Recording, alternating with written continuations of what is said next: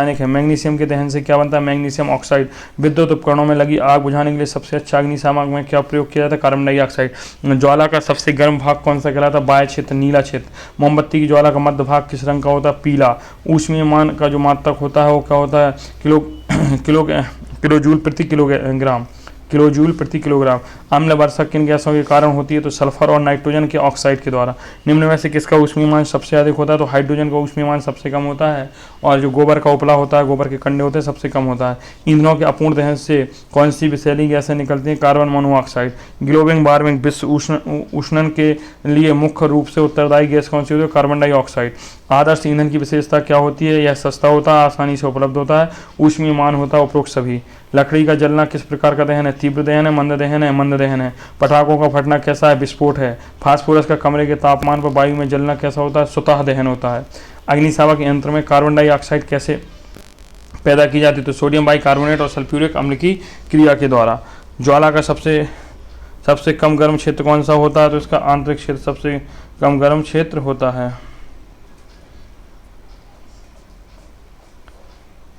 चलिए आगे चलते हैं।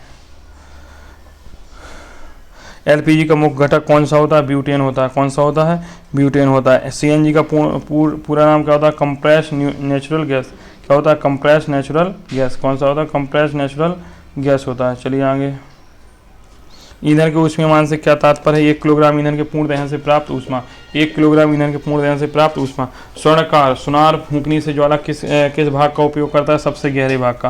पेट्रोल की आग बुझाने के लिए जल प्रभावी क्यों नहीं होता है? क्योंकि जल पेट्रोल से भारी होता है और नीचे बैठ जाता है।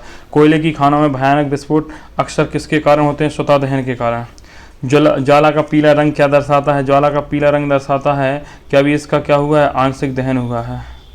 ठीक है। ईंधन के जलने से उत्पन्न नाइट्रोजन के ऑक्साइड क्या पैदा करते हैं? श्वसन रोग या अम्ल वर्षा। आग बुझाने का उपयोग करने का मुख्य लाभ क्या होता है?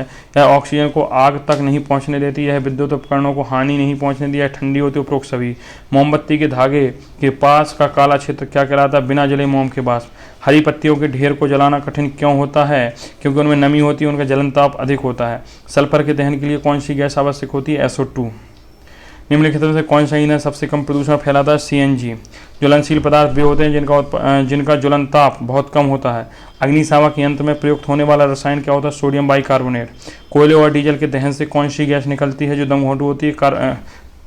कोयले और sulphur carbon monoxide. Sulphur dioxide कहलाता है, कार्बन मोनोऑक्साइड करिए यहाँ पे। ग्लोबल वार्मिंग से क्या प्रभाव होता है? तो उपरोक्त सभी। हिमशैल पिघलने लगते हैं, समुद्र का जल स्तर बढ़ता है, तटीय क्षेत्र डूब सकते हैं। दहन के लिए इनमें से क्या अनिवार्य होता है? दहन के लिए वायु अनिवार्य होती है और ज्वलन ताप। क्या कहा? दहन के लिए इनमें से क्या अनिवार्य नहीं है? अच्छा, पत्थर का टुकड़ा नहीं है। ज्वाला के किस क्षेत्र में बिना जले कार्बन कण पाए जाते हैं? पीले क्षेत्र में। कागज के कप में पानी गर्म करने पर कागज क्यों नहीं जलता? क्योंकि ऊष्मा पानी में चली जाती है और कागज पर ज्वलन ताप नहीं पहुंच पाता है। एलपीजी का ऊष्मीयमान क्या होता है? तो 55,000 किलो जूल प्रति किलोग्राम। दहन के समय जो पदार्थ वाष्पित होते हैं वे क्या निर्माण करते हैं? ज्वाला। मोमबत्ती क्या है? एक ईंधन है, हाइड्रोकार्बन का मिश्रण है, तो दोनों हैं। वायु में नाइट्रोजन का प्रतिशत 78 होता है, ऑक्सीजन का 21 होता है। यदि किसी व्यक्ति के कपड़ों में आग लग जाए तो उसे किससे ढकना चाहिए? ऊनी कंबल से। जंग लगना कैसा दहन है? भैया मंद दहन है। अम्ल वर्षा मूर्तियों और इमारतों में क्या करती है? संक्षारण खराब कर देती है। लकड़ी का ऊष्मीयमान कितना होता है? 17,000 से 22,000 किलो जूल प्रति किलोग्राम। पेट्रोल का ज्वलन ताप लकड़ी की तुलना में कम होता है। दहन क्रिया में क्या मुक्त होती है? तो ऊष्मा और प्रकाश दोनों। माचिस की डिब्बी में रगड़ने वाली सतह पर क्या लगा होता है? लाल फास्फोरस और रगड़ा हुआ कांच। माचिस की तीली के सिरे में कौन सा रसायन लगा होता है? तो एंटीमनी ट्राइसल्फाइड और पोटेशियम क्लोराइड। ये दोनों क्वेश्चन याद रखना, पूछ लिया जाएगा। माचिस की तीली के सिरे में कौन सा रसायन लगा होता है? एंटीमनी ट्राइसल्फाइड और पोटेशियम क्लोराइड। इसलिए मैं उत्तर बोल रहा हूँ, विकल्प नहीं बोल रहा हूँ। रगड़ने पर लाल फास्फोरस किस में बदलता है? श्वेत फास्फोरस में बदलता है। रगड़ोगे जैसे वो जल उठता है। जंगलों में आग जिसको दाबाग्नि कहते हैं, लगने का मुख्य कारण क्या होता है? भीषण गर्मी और आकाश से बिजली गिरना। यस। स्वतः दहन। यस। मनुष्य की लापरवाही सभी होते हैं। अग्निशामक यंत्र में CO2 गैस किस रूप में संचित रहती है? उच्च दाब पर द्रव के रूप में। दहन के समय जो पदार्थ वाष्पित नहीं होते वे क्या पैदा करते हैं? ज्वाला। जैसे कोयला वाष्पित नहीं होता इसलिए वह ज्वाला नहीं देता, सिर्फ दहकता है। पदार्थ भी क्या पैदा करते हैं? तो वो ज्वाला। चलिए, कार्बन मोनोऑक्साइड शरीर के लिए घातक है, क्यों? क्योंकि यह रक्त में हीमोग्लोबिन के साथ मिलकर ऑक्सीजन की क्षमता को घटा देती है और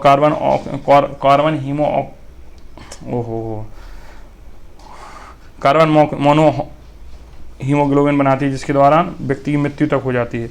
अभी वो पूरा शब्द नहीं निकल रहा है, वो कार्बन मोनो शब्द पूरा सही नहीं है। ये मतलब इतना मान लीजिए हीमोग्लोबिन होता है, कार्बन मोनोऑक्साइड से बहुत जल्दी क्रिया करता है ऑक्सीजन की अपेक्षा में। अपूर्ण दहन से निकलने वाले बिना जले कार्बन कण कौन सा रोग पैदा कर सकते हैं? दमा और श्वसन रोग। माचिस के इतिहास में सबसे पहले किस मिश्रण का उपयोग किया गया था जो बहुत खतरनाक था? सफ़ेद फास्फोरस का। यह माचिस वाले बनाने वाले श्रमिकों के लिए बहुत खतरनाक था, इसलिए अब इसका उपयोग नहीं होता। आधुनिक सुरक्षा माचिस सेफ्टी में रगड़ने वाली सतह पर लाल फास्फोरस का उपयोग क्यों किया जाता है? क्योंकि यह सफ़ेद फास्फोरस की तुलना में बहुत कम खतरनाक होता है। लकड़ी का कोयला चारकोल जलते समय ज्वाला फ्लेम क्यों नहीं देता है? क्योंकि यह जलते समय वाष्पित नहीं होता है। केवल वही पदार्थ ज्वाला देते हैं जो जलते समय गैस या वाष्प बनाते हैं, जैसे मोम हो गया, मिट्टी का तेल हो गया। मिट्टी के तेल के लैंप में ज्वाला क्यों नहीं बनती है? तेल के वाष्पित होने के कारण। गोबर के उपलों का ऊष्मीयमान कितना होता है? 6000 से 8000 किलोजूल प्रति किलोग्राम। सबसे कम ऊष्मीयमान होता है ईंधनों में। मैथेन का और सीएनजी का ऊष्मीयमान क्या होता है? 50,000 किलोजूल प्रति किलोग्राम। विश्व ऊष्मन ग्लोबल वार्मिंग के कारण है। समुद्र स्तर का जल स्तर बढ़ने से क्या होगा? केवल खेती नष्ट होगी। तटीय क्षेत्र स्थायी रूप से जलमग्न हो सकते हैं। सही है। आदर्श ईंधन की परिभाषा क्या होती है? जो जलने पर कोई अवांछनीय पदार्थ ना छोड़ें। जैसे कोई भी ईंधन वास्तव में आदर्श ईंधन होता ही नहीं, आदर्श व्यक्ति कोई नहीं होता है। अम्लीय वर्षा का मिट्टी पर क्या प्रभाव पड़ता है? तो मिट्टी की उर्वरकता कम हो जाती है। पेट्रोल की आग बुझाने के लिए पानी आवश्यक नहीं होता है। पानी पेट्रोल से भारी होता है, इसलिए पेट्रोल पानी के ऊपर तैरता रहता है और जलता रहता है। तो इसका क्या है? ये सही है। ए आर दोनों सही है, आर ए की सही है। बंद कमरे में कोयला जलाकर सोना खतरनाक है। कोयले के अपूर्ण दहन से कार्बन मोनोऑक्साइड गैस बनती है जो जानलेवा हो सकती है। दोनों सही है। यदि किसी ईंधन का ऊष्मीयमान इतना है और 250 ग्राम ईंधन जलाने पर कितना ऊष्मीयमान उत्पन्न होगा? हटाओ ना इसको, 10,000। ज्वाला के अदीप्त क्षेत्र नॉन ल्यूमिनस जोन के बारे में क्या सत्य है? यह नीला होता है, इसमें पूर्ण दहन होता है। अग्निशावा के अंदर फायर के अंदर सोडियम बाइकार्बोनेट के साथ कौन सा अम्ल होता है? तो H2SO4 सल्फ्यूरिक अम्ल होता है। कौन सा एक विस्फोटक का सही उदाहरण है? तो पटाखे का जलना जिसमें ऊष्मा प्रकाश ध्वनि निकलती है। ग्लोबल वार्मिंग के कारण ग्लेशियर पिघलने से क्या खतरा होता है? तो भैया समुद्री जल स्तर बढ़ता है और तटीय शहरों को डुबो देता है। ईंधन के लिए कैलोरी मान के संदर्भ में सही क्रम क्या है? तो सबसे ज़्यादा भैया कैलोरी मान लकड़ी सबसे कम, कोयला, पेट्रोल और उसके बाद हाइड्रोजन का होता है। चलिए आगे देखिए। जो हाइड्रोजन का कैलोरी मान होता है तो 15,000 किलो जीरो होता है। लकड़ी का 17 से 20 होता है। ज्वाला का बाह्य भाग क्या होता है? सबसे ज्वाला का बाह्य भाग स्वतः दहन करता है। और जो अरे क्या मतलब भाई साहब, देखिए इनको मिलाइए। 1 का 3 मिलेगा 15,000 जूल, ठीक है। 2 का 1 मिलेगा। ज्वाला का बाहरी भाग क्या होता है? सबसे गर्म क्षेत्र नीला होता है। फास्फोरस क्या होता है? जो फास्फोरस होता है स्वतः दहन कर लेता है। ज्वाला का मध्य भाग क्या होता है? बिना जले कार्बन कण में बदलना। चलिए आगे। अग्निशामक और आग बनाने के प्रकार देखिए। कागज या लकड़ी की आग, मिला लीजिएगा, इनको नीले हैं। कागज या लकड़ी की आग जो होती है पानी। बिजली के उपकरणों की आग के लिए क्या उपयोग करते हैं? Carbon dioxide. तेल या पेट्रोल की आग को रेत या CO2। दहन का त्रिभुज। 1 का ईंधन पर ये सीधे मिले हैं भैया, तो इनको पढ़ लीजिएगा। आगे चलते। एलपीजी और लकड़ी में किसका ज्वलन ताप कम होता है? तो एलपीजी। नोट, जिसका ज्वलन ताप कम होगा वह जल्दी आग पकड़ लेता है, इसलिए गैस स्टोव लाइटर की एक चिंगारी से जल जाता है, जबकि लकड़ी नहीं जलती। तो ज्वलन ताप जिसका कम होगा वो जल्दी आग पकड़ेगा। सीएनजी और एलपीजी में किसकी तुलना अधिक सुरक्षित माना जाता है? देखो, इसका ज्वलन ताप एलपीजी से अधिक होता है। सीएनजी को एलपीजी से अधिक सुरक्षित क्यों माना जाता है? क्योंकि इसका ज्वलन ताप एलपीजी से क्या होता है? अधिक होता है। ज्वलनशील पदार्थों एलपीजी, पेट्रोल, अल्कोहल के बारे में क्या सत्य है? इनका ज्वलन ताप बहुत कम होता है। चलिए हटाइए। कागज के कप में पानी को गर्म करने पर कागज क्यों नहीं जलता है? ज्वलन ताप के संदर्भ में ऊष्मा पानी में चली जाती है और कागज अपने ज्वलन ताप पर नहीं पहुंच पाता, इसलिए नहीं जलता। ये प्रैक्टिकल करके हम दिखवाए थे, इसका वीडियो भी यहीं पड़ा है। रसोई गैस के रिसाव का पता लगाने के लिए उसमें कौन सी गैस का उपयोग करते हैं? तो एथिल मरकैप्टन। कौन सी? Ethyl mercaptan. इसको पढ़ लेना, आउट ऑफ बुक फैक्ट है, ठीक है। तो चलो भैया रिवीजन। सूक्ष्म ईंधन का दहन या एक ऊष्मा छिपी अभिक्रिया है। श्वेत फास्फोरस सुरक्षित रखने के लिए पानी में डुबो कर रखते हैं। सोडियम और पोटेशियम इसे मिट्टी के तेल में रखा जाता है। ज्वाला का काला भाग ऑक्सीजन बिल्कुल नहीं होती, दहन नहीं होता। ज्वलन ताप नहीं पकड़ेगा यदि किसी पदार्थ का ताप इससे कम होगा। पौधे और जंतुओं का संरक्षण। चलिए भैया। जैव मंडल पृथ्वी का वह भाग जिसमें सजीव पाए जाते हैं। जैव विविधता पृथ्वी पर पाए जाने वाले विभिन्न प्रकार की जीवों की प्रजातियों उनका पर्यावरण संबंध। राष्ट्रीय उद्यान, यहाँ वनस्पति प्राणी दृश्य। चलिए। वन्यजीव अभ्यारण्य क्या होते हैं? यहाँ केवल जंतुओं आवास होता है। रेड डाटा बुक याद रखना, संकटापन्न स्पीसीज होते हैं। IUCN इसे जारी करता है। IUCN रेड डाटा बुक को जारी करता है। जलवायु परिवर्तन के कारण पक्षियों का लंबी दूरी तक जाना क्या कहलाता है? प्रवास। भारत में साइबेरियन क्रेन आते हैं। ठीक है। सतपुड़ा राष्ट्रीय उद्यान कहाँ है? बाघ परियोजना के लिए प्रसिद्ध है। यह सर्वोत्तम सागौन पाई जाती है। संकटापन्न जंतु वे जंतु होते हैं जो एक संख्या निर्धारित होती है। चलिए क्वेश्चन करते हैं इनका। वह क्षेत्र जहाँ जंतु अपने प्राकृतिक आवास में संरक्षित कहते हैं क्या कहलाता है? तो वन्य जीव अभ्यारण्य कहलाता है। विशेष क्षेत्रीय प्रजातियाँ क्या होती हैं जो केवल एक विशेष क्षेत्र में पाई जाती हैं? वन उन्मूलन का अर्थ क्या होता है? वनों को काटना। रेड डाटा बुक किसका रिकॉर्ड रखती है? संकटाग्रस्त प्रजातियों का। और रेड डाटा बुक को जारी कौन करता है? तो रेड डाटा बुक को जो जारी करता है वो करता है IUCN। पंचमढ़ी जैवमंडल आरक्षित क्षेत्र कौन सा राष्ट्रीय उद्यान है? सतपुड़ा राष्ट्रीय उद्यान है। प्रवासी पक्षी सुदूर क्षेत्रों में किस कारण उड़कर आते हैं? तो जलवायु परिवर्तन का। वनों की कटाई से वायुमंडल में कौन से गैस का स्तर बढ़ रहा है? कार्बन डाइऑक्साइड का। मरुस्थलीकरण का मुख्य कारण क्या है? वनों की कटाई और मृदा अपरदन। भारत का प्रथम आरक्षित वन कौन सा है? सतपुड़ा राष्ट्रीय उद्यान। जैव विविधता का अर्थ क्या होता है? किसी क्षेत्र में पाए जाने वाले विभिन्न जीवों की प्रजातियां। संकटापन्न स्पीसीज वे होते हैं जो जिनकी संख्या एक निर्धारित स्तर से कम होती है। प्रोजेक्ट टाइगर कब शुरू किया गया? 1973 में। कागज का पुनर्चक्रण कितनी बार किया जा सकता है? 5 से 7 बार। विशालकाय गिलहरी कहाँ की विशेष प्रजाति है? तो पचमढ़ी जैव आरक्षित क्षेत्र की। वन उन्मूलन से मृदा की जल धारण क्षमता पर क्या प्रभाव पड़ता है? कम हो जाती है। वन उन्मूलन मतलब वनों की कटाई करोगे तो जल धारण क्षमता कम होगी। ग्लोबल वार्मिंग के लिए उत्तरदायी गैस कौन सी? Carbon dioxide. वन उन्मूलन का प्राकृतिक कारण क्या है? भीषण सूखा, दावानल, अंगली की आग, ए और दो दोनों। किसी विशेष क्षेत्र में पाए जाने वाले पेड़ पौधों के क्या कहलाते हैं? वनस्पति जात। किसी विशेष क्षेत्र में पाए जाने वाले जीव जंतु क्या कहलाते हैं? प्राणी जात। काजीरंगा राष्ट्रीय उद्यान किस राज्य में है? असम में। संकटापन्न जंतु बार बार कहाँ पाया जाता है? सतपुड़ा राष्ट्रीय उद्यान। वन्यजीव संरक्षण अधिनियम भारत में कब लागू हुआ? 1972 में। ये सन याद रखना। प्रोजेक्ट टाइगर वन्यजीव संरक्षण जो हम कहते जाएं उनको लिख के याद कर लीजिएगा। डायनासोर किस प्रकार की स्पीसीज से विलुप्त हो चुकी है? वनों के पुनर्रोपण का सबसे अच्छा तरीका क्या होता है? प्राकृतिक पुनर्रोपण और वृक्षारोपण लगाना। ठीक है। मृदा का मरुस्तर में बदलना क्या कहलाता है? मरुस्थलीकरण कहलाता है। गिर का राष्ट्रीय उद्यान किसके लिए संरक्षित है? प्रसिद्ध एशियाई शेर। लिख लो ये वाला भी क्वेश्चन। जैवमंडल जो हम बोलें लिख लो, लिख लेना। जो अब 10 बार नहीं बोलेंगे, एक ही बार कहेंगे, लिख लीजिए। जैवमंडल आरक्षित क्षेत्र का उद्देश्य क्या होता है? जैव विविधता और सांस्कृतिक क्षेत्र को बनाए रखना। प्रवास करने वाले पक्षी जो अपने घर वापस क्यों चले जाते हैं? जब यहाँ की जलवायु अनुकूल हो जाती है। 1 टन कागज प्राप्त करने के लिए कितने पूर्ण विकसित पेड़ों को काटा जाता है? तो 17। पारिस्थितिक तंत्र किन से मिलकर बनता है? तो सजीव और निर्जीव घटकों से मिलकर बनता है। चिपको आंदोलन किससे संबंधित था? तो वन संरक्षण से था। इसको लिख लीजिए। और चिपको आंदोलन सुंदरलाल बहुगुणा ने चलाया था, ये भी लिख लीजिए। बाघों की गिरती संख्या को बचाने के लिए भारत सरकार ने क्या लॉन्च किया? Project tiger. अभी सन बताया था ऊपर। भारत में कितने जैवमंडल आरक्षित क्षेत्र है? तो 18। संकटग्रस्त स्पीसीज की सूची कौन संस्था जारी करता है? तो IUCN लिख लीजिए, बी ऑप्शन है इसका। International union for conservation of nature, इसका फुल फॉर्म भी लिखिए IUCN का। International union for conservation of nature. One उन्मूलन से भूमि की उर्वरकता पर क्या प्रभाव पड़ता है? उर्वरकता घटती है। छोटे जीव जैसे सांप, मेढक पारिस्थितिक तंत्र के लिए क्यों महत्वपूर्ण होते हैं? क्योंकि वे खाद्य जाल और खाद्य श्रृंखला का हिस्सा होते हैं। पचमढ़ी जैव मंडल आरक्षित क्षेत्र के 2 वन्यजीव अभ्यारण्य कौन कौन से हैं? बोरी और पचमढ़ी। निम्नलिखित कौन सी एक विलुप्त प्रजाति है? डोडो पक्षी। मरुस्थलीकरण की किस प्रकार की आपदाओं की संभावना बढ़ी है? सूखा की। जंगली आम और साल के वृक्ष कहाँ की विशेष क्षेत्रीय वनस्पति हैं? पचमढ़ी जैवमंडल। एक तो देख रहे हो तुम्हारे कोर्स में पचमढ़ी जैवमंडल और सतपुड़ा है, तो समझ रहे हो, यही टिक करना है।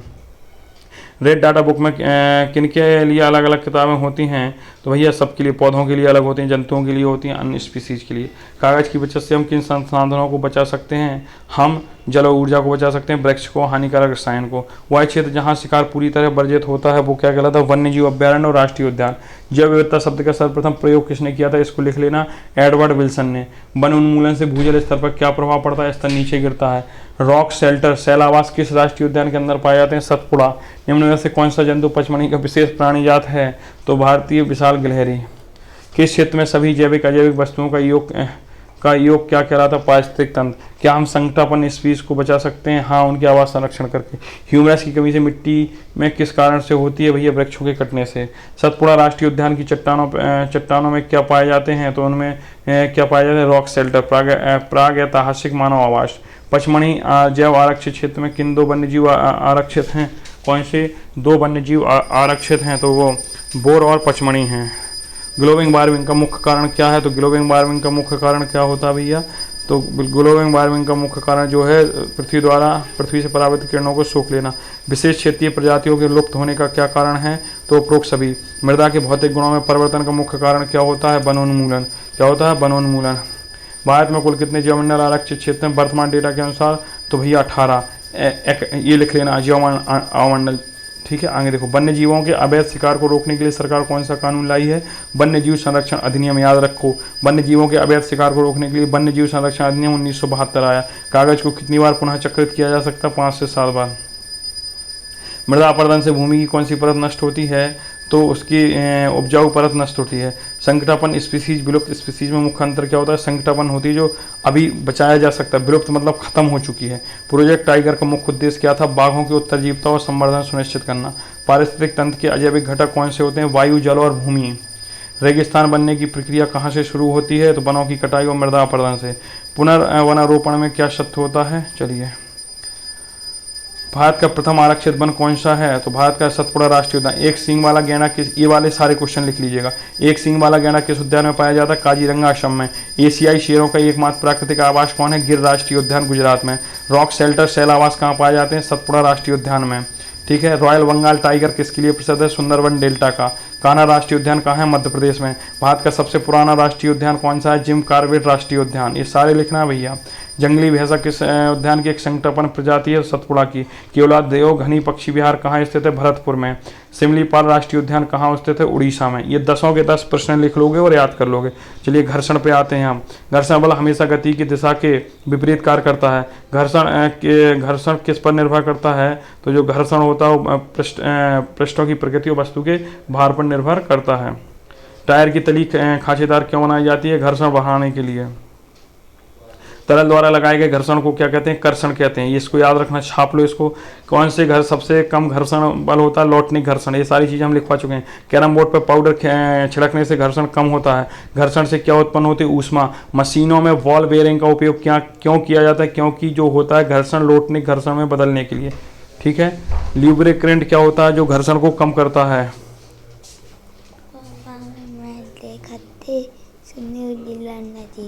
हाँ, घर्षण बल किन के बीच लगता है, तो घर्षण बल सभी संपर्क वाली सतह, सभी संपर्क सतहों के बीच लगता है, सभी संपर्क सतहों के बीच लगता है। ठीक है, जूते के तलवे घिस जाते हैं, इसका प्रमुख कारण क्या होता है, घर्षण होता है। क्या होता है, घर्षण। यदि हम फर्श पर तेल छिड़क दें तब क्या होगा, चलना कठिन हो जाएगा। हवाई जहाज की आकृति पक्षी जैसी क्यों बनाई जाती है, वायु का घर्षण कम करने के लिए। अत्यधिक घर्षण सर्पी घर्षण से अधिक होता है। ये घर्षणों का क्रमांक हमने पढ़ाया था। घर्षण को बढ़ाने का एक तरीका होता है सतह को खुरदरा बना दो। लौटने घर्षण तब होता है जब एक वस्तु दूसरी पर लुढ़कती है। तरल घर्षण किस पर निर्भर नहीं करता, वस्तु के रंग पर। घर्षण एक कैसा आवश्यक बुराई है। ब्रेक पैड का उपयोग साइकिल में क्यों किया जाता है, घर्षण बढ़ाने के लिए। ब्रेक पैड जो होता है, ब्रेक क्यों। माचिस की तीली को रगड़ने पर आग लगने का मुख्य कारण क्या होता है, घर्षण होता है। निम्न से कौन सा पदार्थ स्नेहक के रूप में उपयोग किया जा सकता है, तो ग्रेफाइट, ग्रीस और तेल सभी। सर्पी घर्षण का मान अत्यधिक घर्षण से कम होता है क्योंकि संपर्क बिंदुओं को धंसने का समय नहीं मिलेगा। कबड्डी के खिलाड़ी अपने हाथों में मिट्टी क्यों रगड़ते हैं, अच्छी पकड़, घर्षण बढ़ाने के लिए। धारा रेखित आकृति किसकी कम करने में मदद करती है, तरल घर्षण को। घर्षण के कारण मशीनों को क्या नुकसान होता है, उनके ऊर्जा की बर्बादी होती है, पुर्जे घुस जाते हैं और गर्मी पैदा करते हैं। हम चलते समय तो घर्षण हमारे पैरों की किस दिशा में लगता है, विपरीत दिशा में। मतलब हम आगे की ओर चलते हैं तो पीछे की ओर ढकेलता है। स्केटिंग करने के लिए फर्श कैसा होना चाहिए, चिकना। भारी अलमारी को ढकेलने के लिए किस घर्षण को पार करना होता है, अत्यधिक घर्षण को। घर्षण को कम करने के लिए इनमें से क्या उपयोग करना होगा, रेत। घर्षण को कम करने के लिए इनमें से क्या उपयोग नहीं करना होगा, तो रेत। तेल, ग्रीस और ग्रेफाइट पाउडर करोगे तो घर्षण कम होगा, लेकिन रेत करोगे तो घर्षण बढ़ेगा। घर्षण बल का परिणाम किस पर निर्भर करता है, संपर्क में आने वाले पृष्ठों की प्रकृति पर निर्भर करता है। ठीक है, बर्फ पर चलना कठिन होता है क्यों, बर्फ पर चलना कठिन होता है, घर्षण अधिक होता है। आगे देखो, संपर्क में आने वाले दो पृष्ठों की अनियमितताओं में आपस में उलझने से क्या होता है, घर्षण पैदा होता है। घर्षणों का सही क्रम क्या होता है, तो सबसे कम होता है लौटनिक से ज़्यादा होता है सर्पी और सबसे ज़्यादा होता है अत्यधिक घर्षण। निम्न से कौन सा घर्षण का लाभ नहीं है, मशीनों का गर्म होना घर्षण का लाभ नहीं है। सर्पी घर्षण का उदाहरण क्या है, फर्श पर सरकती हुई बोरी। तरल घर्षण को कम करने के लिए जहाज़ों की बनावट कैसी होती है, धारा रेखीय होती है। घर्षण को पूरी तरह समाप्त किया जा सकता है, यह असत्य है। यदि किसी वस्तु पर लगने वाला बल 2 गुना कर दिया जाए तो घर्षण बल कैसा हो जाएगा, बढ़ जाएगा। ठीक है। कागज पर पेन से लिखना संभव है क्योंकि पेन और कागज के बीच घर्षण बल लगता है। घर्षण बल किसके अनुक्रमानुपाती होता है? सतहों के बीच अभिलंब बल के। एक भारी बक्से को धकेलने के लिए 100 न्यूटन बल की आवश्यकता होती है, तो उससे एक बार गतिशील होने के बाद बनाए रखने कितने बल की आवश्यकता होगी? 100 न्यूटन से कम, क्योंकि सर्पी घर्षण स्थैतिक घर्षण से कम होता है। पहले तो ज़्यादा लगेगी, एक बार गति में आ गया 100 न्यूटन से कम दीजिए। अंतरिक्ष में निर्वात में यदि एक गेंद फेंकते हैं तो घर्षण के अभाव में वह क्या होगी? अनंत काल तक एक समान गति से चलती रहेगी। पॉलिश सतहों के पर घर्षण बहुत कम होता है क्योंकि उनमें अनियमितताएं न्यूनतम होती हैं। एक कार के टायर घिसकर बिल्कुल चिकने हो गए। बरसात के दिन में कार को रोकना मुश्किल होगा, क्यों? क्योंकि पानी की परत के कारण घर्षण बहुत कम हो गया। द्रव और गैसों को विज्ञान की भाषा में क्या कहा जाता है? तरल। ठीक है, तरल में लगने वाले घर्षण को क्या कहते हैं? कर्षण। निम्न में से कौन सा कथन सही है? घर्षण केवल ठोस वस्तुओं के बीच लगता है, गलत। घर्षण ऊर्जा को नष्ट करता है, सही। घर्षण हमेशा हानिकारक होता है, गलत। घर्षण संपर्क क्षेत्रों पर निर्भर करता है, हाँ ये सही है। तो घर्षण ऊर्जा को नष्ट करता है ऊष्मा के रूप में। सर्कस में कलाबाज अपने हाथों में पाउडर क्यों लगाते हैं? पकड़ मजबूत करने के लिए, घर्षण बढ़ाने के लिए। ठीक है, अरे हाँ तो सही है, पकड़ मजबूत करें ताकि फिसलन ना हो। दो सतहों के बीच घर्षण को कम करने के लिए उनके बीच हवा की परत का उपयोग कहाँ किया जाता है? होवरक्राफ्ट में। जब सर्पी घर्षण को लोटने घर्षण में बदला जाता है तो कार्य करने की दक्षता बढ़ती है।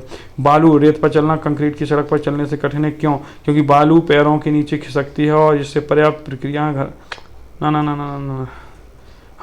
पर्याप्त प्रक्रिया में बल नहीं मिलता है। ठीक है, घर्षण नहीं, इसलिए घर्षण बल का मुख्य कारण क्या होता है? आणविक घर्षण और सतहों की अनियमितता। एक लकड़ी के कमानीदार तुला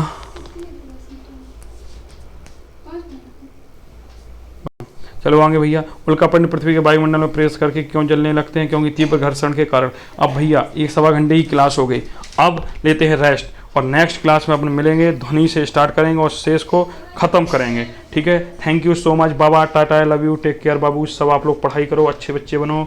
ठीक है, आशीर्वाद हमारा हमेशा रहेगा।